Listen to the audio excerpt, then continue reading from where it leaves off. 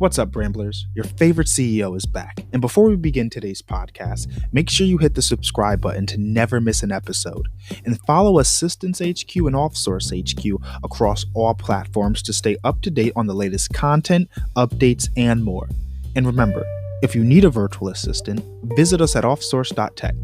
Now, before we begin, a word from our sponsor. Hey guys, welcome back to another wonderful episode of The Ramblings. I'm your host, Angela Roberts, and I have today with us Gillian Dunn Tucker. She is the owner of Coaching Long Island. She is a coach, and please introduce yourself. Tell us a little bit about what you do and why you chose it. Hi, Angela. Thanks for having me. Yes, my name is Gillian Dunn Tucker. I am the owner of Coaching Long Island. And it is quite a story about how I came to find this business. I'll share with you my background is in human resources. I worked in Silicon Valley for 10 years, coaching executives on how to integrate change into their organizations and bring employees along with them. And then about 2 years ago, I recognized that I was itching to make a change and to start something different. And at the same time, I had a personal event in my life, which really blindsided me. I was blindsided by someone I trusted completely. And that really sent me on a journey of self-reflection, looking at my life, looking at the choices I made in my life. And it really kind of put the pause in place for me to examine how I wanted to show up differently. And through that time, I learned a lot about myself. I learned about how my choices were really creating an existence that was okay, but maybe not as fulfilling as I wanted. And as I embarked on my own self-development journey, I came across the power of coaching with someone who helped me. And once I went through that process, it was such an empowering gift that it was something I felt passionate about becoming certified in and sharing with others. Wow, that's pretty empowering. And so when going into that, you said you were hurt by someone that you didn't that you trusted a lot in that particular sense. Can you extrapolate a little bit more on what happened, the situation that led down that particular path? Yeah. So if let's go back to 2019. I was married, 3 children, working part-time to support the family, and kind of waking up every day, putting my kids first, putting my husband first. He was launching his own company, and just kind of making sure everyone else was taken care of. Really not carving out a lot of space for myself at that time. And then, just kind of like going through life, not really intentionally, not really with like a vision in mind for what I wanted, but just going through the motions. And then one October day, my husband came home and shared with me that he no longer wanted to be married. He shared some other things that completely blindsided me, and just said that he was exiting the marriage. And it was something I didn't see coming. I went from being a fully functioning, capable adult one moment to the next day, not being able to eat, not being able to sleep, and not being able to take care of my kids. And that was a very dark time. And in that moment, when I wasn't functioning, I had to go into therapy to help me through that. And then once I came out of that, once I was able to process, the trauma of what happened, then I really started looking at my life and thinking about how I was showing up in it and what I wanted for myself. And I really look at that time, as crazy as it sounds, as a gift. I was given the gift to take a pause and really construct a life that has meaning for myself and for my kids. So I I started seeking out answers. And that led me to, I read a lot. I've always been into self-help and self-development, but I started following some coaches, podcasts, and I was just so struck with the questions they were asking and how they related to my life. And I started implementing some things slowly. I started seeing changes in my life. And then I started working with a coach. And I went from, I realized I had all these limiting beliefs about myself, and about myself as a professional, about myself as a parent, that were really holding me back.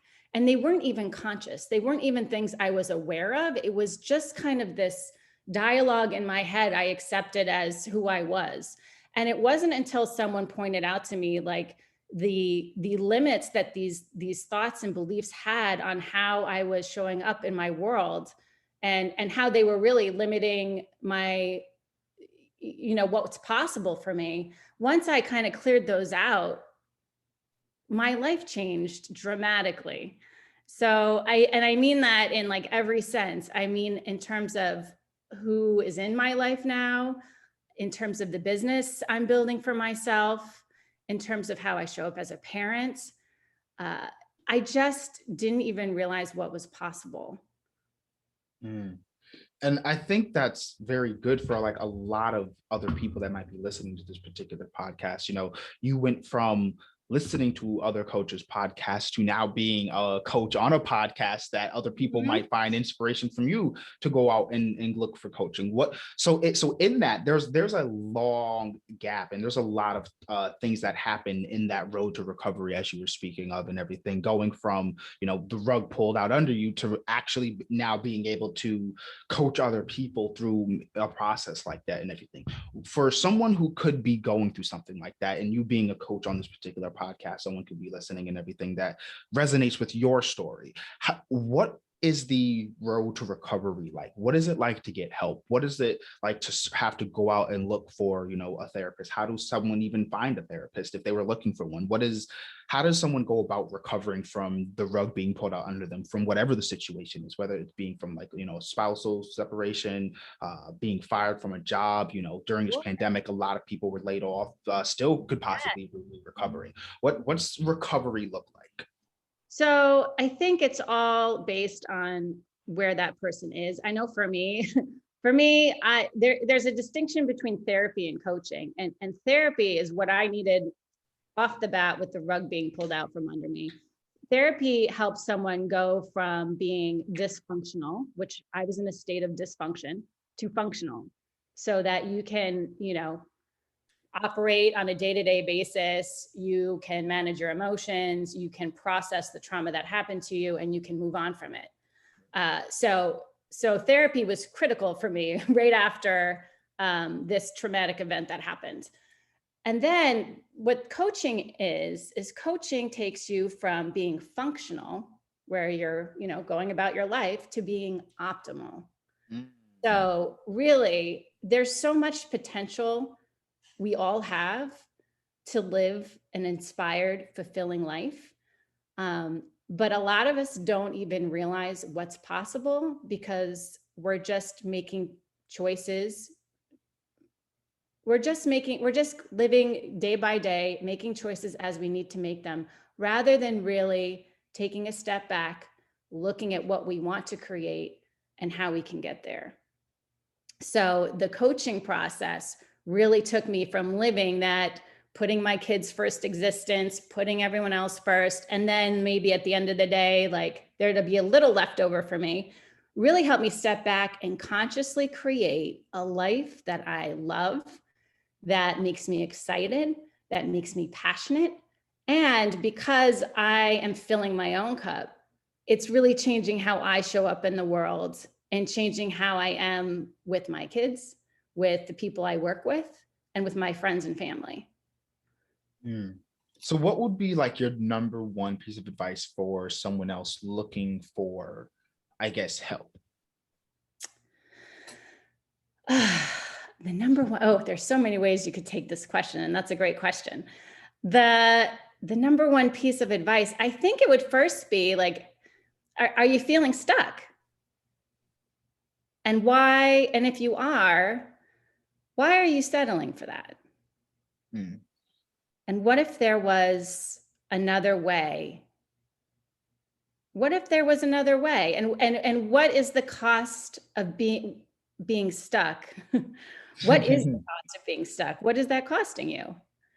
I never even thought I love that question because as a numbers person, cost is, if it costs to be stuck, I want to be on. That would be my biggest personal motivator to become unstuck. I want to go tactical for a second. You Mhm. said that there's a difference between going to like therapy and going to coaching. Mhm. What is really that different? You said coaching takes you from the functional to optimal, and that therapy takes you from dysfunctional to functional. What Mhm. does that look like in real life? Like, how tactically going from dysfunctional to functional and functional to optimal, how do you know where you're at, and then how do you proceed from there? Like, what is that? What do you do from there? So therapy, I think, really helps you process the past, right? So if something happened to you that's traumatic and you find yourself being stuck and replaying that event or replaying your thoughts and how you could change the past, like therapy can really help you move on from that and process those things so you can begin to move forward. And what coaching does is it takes you in the present and helps you take steps to create a future that you can step into. So with coaching, you're really creating a plan for your life, a vision for your life, and it's helping you take the steps to make that happen, to make it achievable. So Okay. yeah, you're actually taking steps and you're doing work to create the life that you want. It's not just about changing your thoughts. It's not just about changing your feelings. It's about also taking action to support the thoughts and the feelings that you want to have in your new life. Okay. Now I'm going to rewind it for a second. You said that you spent a lot of time in corporate in Silicon Valley. Now, for the founders listening, Silicon Valley is almost like the holy grail, if you will, of where startups are born and everything. Yes. What was it like being in corporate in Silicon Valley during that time? I mean, I loved it. I worked for Sun Microsystems for nearly 10 years. And I worked for a couple other high tech companies, but I would say Sun Microsystems was my favorite. It was thrilling. And what was great about it was I don't want to say there were no mistakes, but you were encouraged to take risks. Hmm. And I live by the principle there are no mistakes, there's only opportunities. And I really felt working in Silicon Valley at that time in my life, like embodied that principle of, all right, like, a perceived failure might be a mistake, but it's really what did you learn from it and how are you going to apply that to your life going forward? And I worked with a phenomenal team that just valued innovation. And I think if you're going to innovate, part of it is knowing like things may not turn out the way you plan. Very true. Because people always plan for things to go wrong. And I always think that when there is no plan to go wrong, it's just kind of naive that you're thinking things can only go right. But I also say always plan for success, but definitely always have like a plan B, a plan C. So that's a very large transition, though, in terms of careers, going from HR in Silicon Valley Mhm. to coaching in Long Island. Yes. Yes. Well, the only constant is change, right? Very true. The only thing that ever happens is change. And I think but how do you get that kind of change? Why did the experiences that happened lead you to coaching rather than maybe something else softer like in Silicon Valley, or back to really going hard at that kind of work?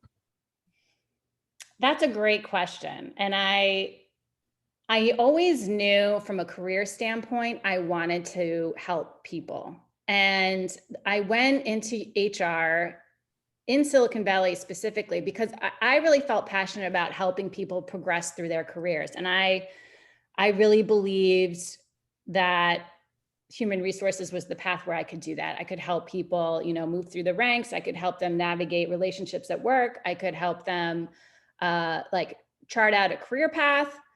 And then once I actually got into doing HR for a software company, hardware company in Silicon Valley, I realized it was like the experience was really different than what I had envisioned. But because I was working for this innovative, fun company, I was constantly challenged. And it really came about, my experience really became helping people navigate change. And I did that in a corporate setting for many years. And so I was still serving people in a way that felt good to me, that still resonated with why I got into HR to begin with. And then when I moved east, and I did take some time off after working in Silicon Valley to raise my kids for a few years. And when I went back to work, I still had that service value within me. It was still something I wanted to honor. And I started working for a nonprofit. And we help vulnerable populations across the country access the services that they need. But it wasn't until that I had this life event and I really started seeing the value of serving myself that coaching became my passion. And it just became something that I felt is a gift I needed to share with others because it had served me so much. So I really went from this perspective of wanting to help others in their careers to taking a step back and looking at like, wait a minute, I need to apply some of this to myself and just figure out my own stuff. And once I did that and went through the process on my own, and look, I still work with a coach. It's not like a one-stop thing. I think we all have the opportunity to go for more. Coaches have coaches. I didn't know that. Coaches have coaches. I didn't know that. Right. That's right. The good ones certainly do, because it's not just a process that I mean, sure, you can get help with one thing in your life that you're struggling with. But to me, development and self-improvement is a value I hold dear. So yes, I benefit from coaching every week, especially as I'm growing my business. It's something that I found very valuable. Yeah. So anyway, it was, I kind of made this full circle of, wanting to be in service of others to serving myself. And now that I have this process that works, I feel so passionate about helping people, especially in midlife, create an exciting next chapter. Like I was given this gift and I just feel so strongly, especially those people that are just like, it's time to get up. It's time to go to work. I'm going to come home. I'm going to Netflix and chill. Like how fulfilling is that really? Right? Right. How fulfilling is that really? And not really. Yeah. Like, there's more. We all, I believe, have a passion and a purpose within us. Some of us just need, a little kick in the butt to like put it into action. And I think coaching can help you do that. So help me do that. So when was the spark for Long Island coaching? Like when did the light bulb go off in your head that it was like, I'm going to get serious. I'm going to do coaching. I'm going to be the Long Island coach. All right. So for me, it was recognizing that my thoughts, a lot of them were unconscious at the time. Your thoughts create your feelings, which drive your actions. So if you're not consciously aware of what you're thinking, you're not always consciously aware or choosing how to feel and choosing what actions to take. And it was when I was going through the coaching process with my coach, and she made me aware of some of the limiting thoughts I had and how that was then driving some of the feelings I had, which were resulting in the actions that I was taking in my life. So once I had that awareness, of, oh my gosh, like these unconscious thoughts are basically creating my existence. And there is a way to change that. And then when I started really examining these limiting beliefs as they came up for me, and I was aware of them, and I started challenging them, and then I started seeing how my feelings change. I started taking different actions, and I started seeing different results in my life. And that was kind of the light bulb moment for me, like, this stuff works. If you do the work and you apply it, you will see positive changes. And so I live on Long Island. I've been here 10 years, and I just wanted to start with my community and start working with people in my community. So that's where the Coaching Long Island business was born. And, I want to challenge people to really examine like their beliefs and how true are these beliefs that they have? How are they limiting you? How are they empowering you? And then, once you kind of have an awareness of whether or not these thoughts are serving you, you can choose whether or not you can make choices about how you want to move forward. You don't have to be on autopilot. Right. Does that resonate with you? Yes, you don't. I hate being on autopilot. Like, I feel like my weeks when I'm on autopilot are like the slowest weeks, and I'm like the most unproductive and everything, because it's like I'm big on proactivity. I like to be proactive in things, because it's like reactive or just kind of going through the motions doesn't produce the right results. I'm trying to make headway is what I like to call it. And so I think that proactivity and not having like routine or sitting stale and just Netflix and chilling and things like that. I think having like some kind of purpose and some kind of ordeal or resolve is really key to having a fulfilling life, in terms of just what you want to do, who you want to help, and what is like a calling kind of thing. Like, what are you doing is what I call it. Like, what are you doing? Because time is going to pass anyway. People are like, oh, it's going to might take this long, or nothing could ever happen. But you're going to hit that time anyway. So if you're nervous to take a class for 4 years because I'm already 29 or I'm 31 or something, and I'm going to take this class in 4 years, I'm going to be 35. That's so late. You're going to be 35 anyway. So why not start? Why not do that? What's, like you said, what's keeping you stuck? And I think that's a really big point, and coaching can really help people out of that. It really gives them that outlet to, like, as you said, optimize or be like your best self, if you will. People are always saying like, live your best life. And so I think that if you're optimizing yourself, you're being your best self, you're living your best life. And I actually talked about this the other day. I made a post or something where I said, you cannot live your best life if you're not being your best self. And so if you're not your best you, it can't be your best life, because you're not your best self. And so your best self can't have the best life if it's not the best all around. And I think you touched on that right. You touched on that right there. Yeah. And a lot of times, like, we don't even realize we are the ones in our own way, right? Mm-hmm. So, like, what do they say? The definition of insanity is you keep doing the same thing over and over again, expecting a different result.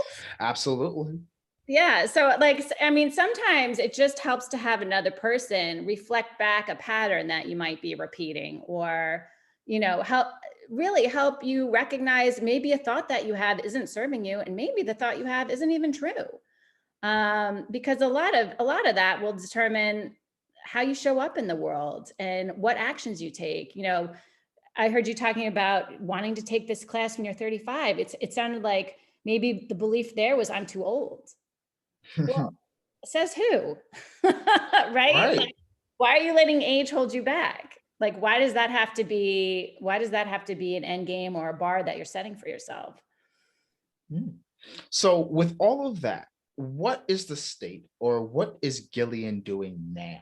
What is coaching like? What is life like? What does a day in the life of Gillian look like now? Oh my gosh. I'll tell you this. I love my kids to the ends of the earth. But for me, like, I'm very intentional with how I spend my time. So I ensure that as much as I have time for them, it's just as important to have time for myself. And I'm taking the time to create this life that I desire. Like, I make sure I get out there and go kayaking, because that gives me a lot of peace. It helps me connect with nature, which is important to me. I love adventure. It's one of my values. So I'm making sure that I'm honoring all of my values so that I can show up as my best self when I parent my kids. So that's just like a little example. Another one is I'm building this business that I'm passionate about. And I never would have been here had it not been for someone mirroring back to me things I was saying that I wanted in my life, but I wasn't taking any action towards making it happen. Things just don't materialize out of thin air. So my life now is being really intentional about the choices I make so that I am creating a life every day that I love. So you talked about like making sure you provide time for yourself. And I think that goes like in terms of self-care, balance, work-life balance and all of that. What is your work-life balance? You mentioned like you like to kayak. We're talking a lot about work. What are some of the other things you like to do in your spare time? I mean, I love live music. And now that COVID is over, I'm happy to say I went to the Beacon Theater last Tuesday night. Ooh. I saw Grey Anastasia play. It was amazing. So like, just to like feel music and dance and connect with other people, I love that.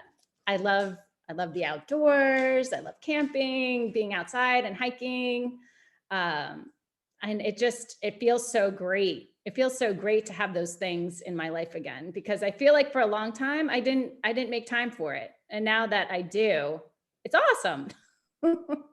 Wow. Well, that's absolutely wonderful then. See, work, life, balance. And I like how you touched on that, how you said you make sure that you make time for yourself so that you can show up as the best self for your kids. And I think that a lot of parents kind of leave that part behind, because you need to make sure you have enough energy in the tank to give them energy. You can't give someone energy that you don't have, and taking care of yourself, make sure that you have that energy to give to them. And I think that's a wonderful point that you touched on right there. So before we go, because I know everyone has a busy day and schedule and everything, we always like to leave on like a shameless plug and promotion. Where can we find you?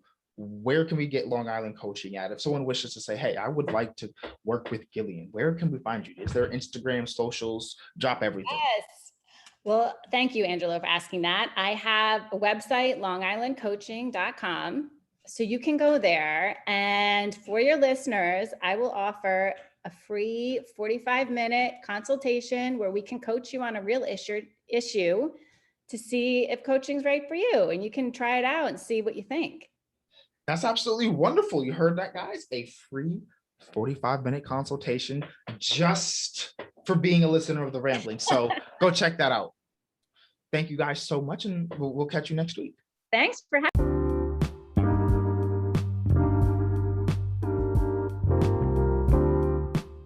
Hey Ramblers, that's it. Podcast is over. Don't leave yet though. If you enjoyed today's episode, make sure to like, share, and subscribe to the podcast, and follow us on YouTube at OffSource HQ. We'll see you next time.